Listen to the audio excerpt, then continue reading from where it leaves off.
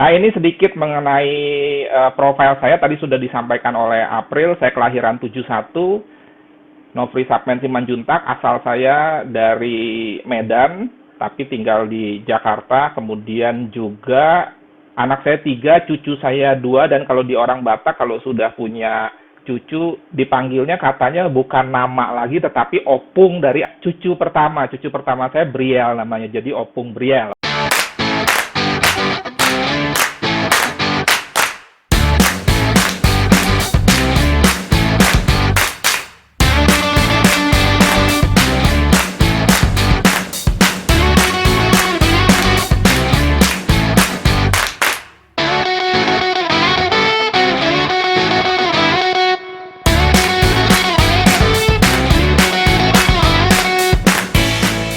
Oke, lanjut. Nah, kemudian juga sekali lagi saya online dari FX Gold Coffee, ini coffee shop saya, karena ini juga sebagai informasi buat Anda, mungkin bisa menjadi inspirasi atau motivasi. Passion saya tuh 3. Pertama, menjadi seorang guru sangat sederhana, dan hidup saya dari umur 20 tahun sudah ngajar, waktu itu bidangnya IT, jadi boleh dikatakan lebih dari 50% umur saya tuh mengajar. Kemudian passion saya kedua menjadi seorang trader, dan saya menjadi seorang trader mulai tahun 2006, jadi sepertiga hidup saya tuh trading. 2006 sampai dengan sekarang kira-kira 15 tahun, menginjak 16 tahun. Kemudian passion saya yang ketiga, karena kebetulan ayah saya dari Sidikalang, penghasil kopi, saya ingin menjadi barista, dan itu sudah dimulai dari tahun sekitar 2017-2018. Dan saya mendorong Anda yang apalagi masih muda-muda, saya juga masih muda sebetulnya, tetapi lebih muda dari saya, untuk memiliki passion. Karena kalau kita memiliki passion, kita punya energi lebih dalam menyampaikan sesuatu, dalam mengerjakan apa yang menjadi passion kita. Dan itu akhirnya bisa juga menjadi uang, dan itu akan menjadi lebih baik. Jadi sejauh ini puji Tuhan, passion saya sudah tergenapi semua. Dan ini sekilas mengenai materi lalu, sedikit diulang bahwa kita masing-masing itu sebetulnya punya mimpi dasar. Dan rata-rata mimpi dasarnya itu mirip-mirip. Ada yang kuliah, sarjana, menikah, memiliki keluarga, punya kendaraan atau rumah pribadi, kan kira-kira seperti itu ya. Tetapi ada satu yang terlupakan. Itu yang saya sebut sebagai mimpi yang tertinggal. Apa itu? Kita melupakan bagaimana kita kelak nanti jika sudah senior. Jadi, ini sering dilupakan. Nah, untuk lebih lengkapnya, saya nggak akan bahas. Silakan Anda tonton video saya di sesi sebelumnya. Di YouTube itu sudah ada, saya bahas dengan lengkap. Cuma saya mengingatkan kepada kita semua, termasuk yang muda-muda, bahwa menyiapkan sebuah hari tua yang baik itu sangat-sangat penting. Saya sejak dulu ingin kalau saya datang ke rumah anak saya memberikan sesuatu kepada cucu saya, bukan saya meminta. Itu menjadi tertanam sehingga saya akhirnya berupaya sedini mungkin, karena kalau kita mau mengumpulkan sesuatu, jika durasinya lebih panjang, kan terasa lebih ringan daripada tiba-tiba waktunya sudah kita menua, kita baru memulai. Nah, jadi saran saya, yuk kita siapkan ini. Walaupun kita masih umur 20, masih umur 25, masih umur 30, karena kita punya waktu 20 tahun. Dibandingkan nanti kalau sudah 40 tahun atau 45 tahun, waktunya sudah semakin sedikit. Kira-kira seperti itu inti dari yang saya sampaikan kemarin. Oke, sekarang kita bicara passive income. Passive income itu hoax, atau mohon maaf, bullshit. Anda setuju nggak? Mohon respon. Passive income hoax atau bullshit, benarkah? Kira-kira gimana pendapat Anda? Tidak setuju. Oke. Kenapa tidak setuju? Jadi, passive income nggak hoax ya, nggak bullshit ya. Tapi ada yang menyatakan passive income itu bullshit. Kenapa sampai orang menyatakan passive income itu bullshit atau hoax? Itu pasti ada sebabnya. Dan biasanya, sering sekali, penyebab sesuatu yang membuat kita negatif itu karena pola pikir yang salah, pemahaman yang kurang benar. Jadi mungkin kalau dibilang passive income itu benar-benar nggak pakai usaha, nggak pakai proses perintisan, tiba-tiba kita nanti sepanjang hidup dapat uang tanpa melakukan upaya-upaya, mungkin itu hoax. Tetapi kan sebetulnya definisi dari passive income harus kita pahami dulu apa itu passive income. Ini definisi saya sendiri ya. Bahwa yang namanya passive income menurut saya adalah penghasilan. Itu di bold. Terlepas soal besar atau kecil, kita nggak bicara mengenai jumlahnya, tetapi yang jelas itu merupakan sebuah penghasilan atau income yang diperoleh seseorang dengan melakukan aktivitas. Kata keduanya aktivitas. Jadi, ada sesuatu effort, ada sesuatu usaha. Ya jelas aja passive income itu hoax kalau inginnya duduk diam dapat duit dolar tanpa melakukan usaha. Padahal passive income itu merupakan sebuah hasil dari proses. Nah masalahnya sering orang langsung mau ke hasilnya doang.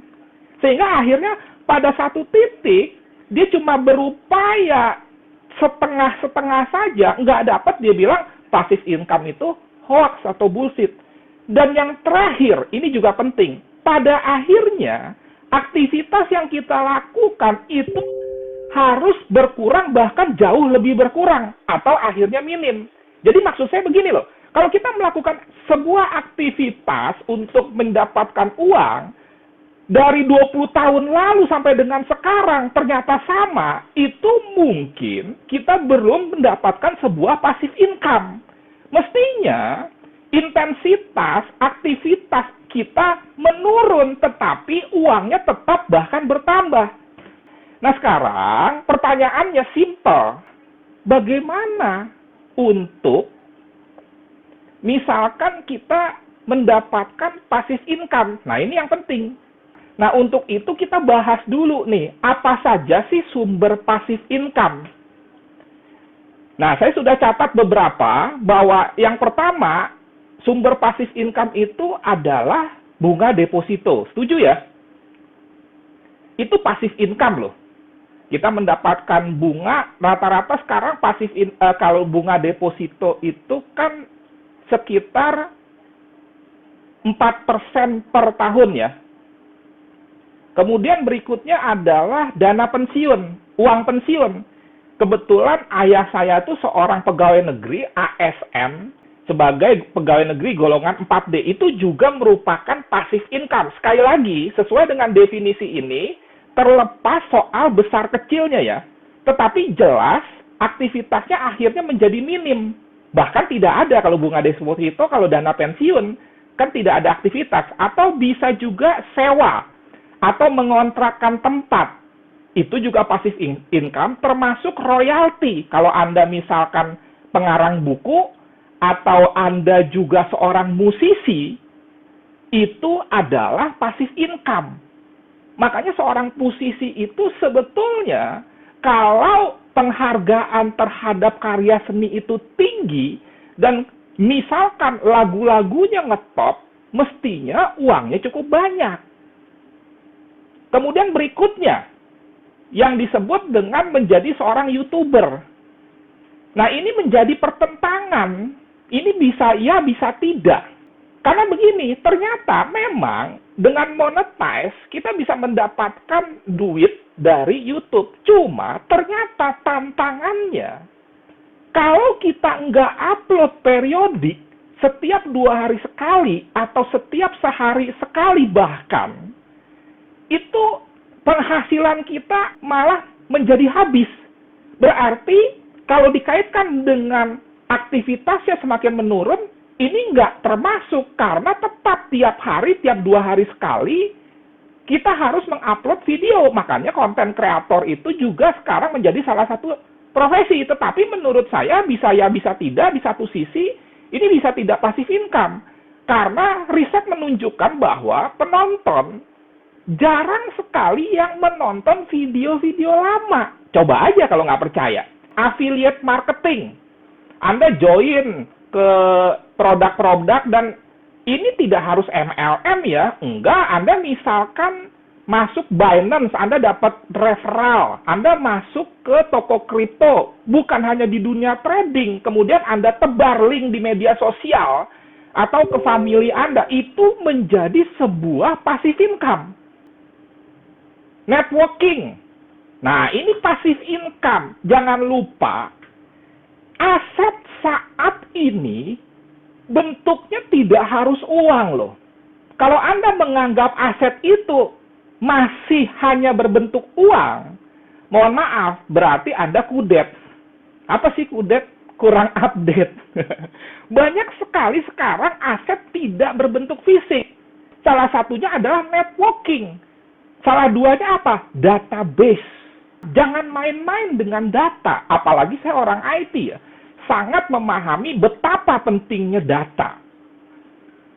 Nah, berikutnya kita udah tahu lah obligasi, kemudian saham, reksadana, ya. Nah, ini kan misalkan kalau di saham itu dividen umpamanya. Obligasi ini biasanya bunganya di atas deposito sedikit, setengah atau 1%. Saham yang aman kalau blue chip bisa 3 kali lipat atau 4 kali lipat atau mungkin berkali-kali lipat. Reksadana tergantung. Kalau misalkan dikelola oleh manajer investasi yang tidak qualified, tetapi secara prinsip ini memang masih masuk passive income. Tetapi problemnya adalah soal stabilitas. Artinya begini loh, belum tentu Anda mendapat terus. Bisa saja Anda rugi, kecuali dividen. Tetapi dividen kan satu kecil, dan belum tentu juga tiap tahun dividen itu dibagikan. Dan berikutnya adalah passive income yang lain, emas. Sekali lagi, ini kalau naik. Emas pernah 1,2 juta. Nah, sekarang emas di bawah 1 juta. Passive income-nya di mana pertanyaannya? Betul nggak? Nah, kecuali Anda melakukan upaya-upaya averaging, itu lain hal. Waktu 1,2 turun ke 1 juta, Anda beli. Turun ke 800.000, Anda beli. Kemudian sekarang naik lagi, lumayan. Akumulasinya bisa mendapatkan profit, itu lain hal. Jadi, saya juga menyampaikan bahwa praktek averaging itu umum digunakan di sektor real, produk-produk yang investasi berbentuk fisik, dan lain sebagainya termasuk saham. Terakhir, trading online. Yuk, mohon respon. Menurut Anda trading online passive income nggak? Nah, kalau trading online tergantung nih. Kalau misalkan manual, artinya Anda yang mikir, Anda yang analisa, Anda yang entry, Anda yang exit, itu tidak passive income. Kenapa? Karena kalau kita tidak membuat trading plan, kalau tradingnya benar lah, kalau tradingnya tidak benar, itu kan asal entry buy, asal entry sell. Kan seperti itu. Kalau misalkan pagi-pagi misalkan bangunnya enak, buy gold. Kalau pagi-pagi bangunnya nggak enak, sell gold. Nah, itu nggak benar. Itu nggak benar. Jadi kembali lagi, kalau manual tidak akan passive income. Kenapa alasannya?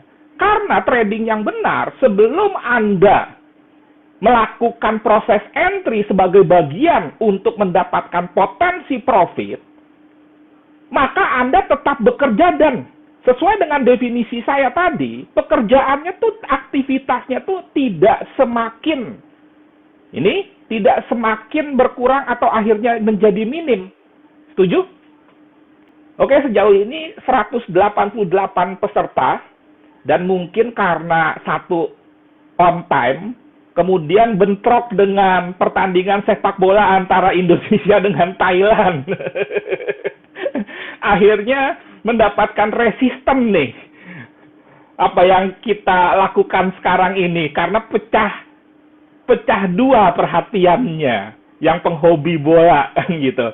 Oke, jadi kembali lagi bahwa trading online itu bukan passive income. Anda akan terus-menerus bekerja sampai menjadi senior sekalipun jika ingin mendapatkan uang. Karena trading online itu bukan investing. Begitu Anda investing, Anda beli emas fisik, Anda beli dolar fisik. Dan kalau kita perdebatkan, memang nggak akan menurun aktivitas analisanya. Jadi memang enak. Saya nggak bilang trading online itu nggak enak kalau berhasil. Cuma kalaupun berhasil, aktivitas kita tidak menurun. Nah itu.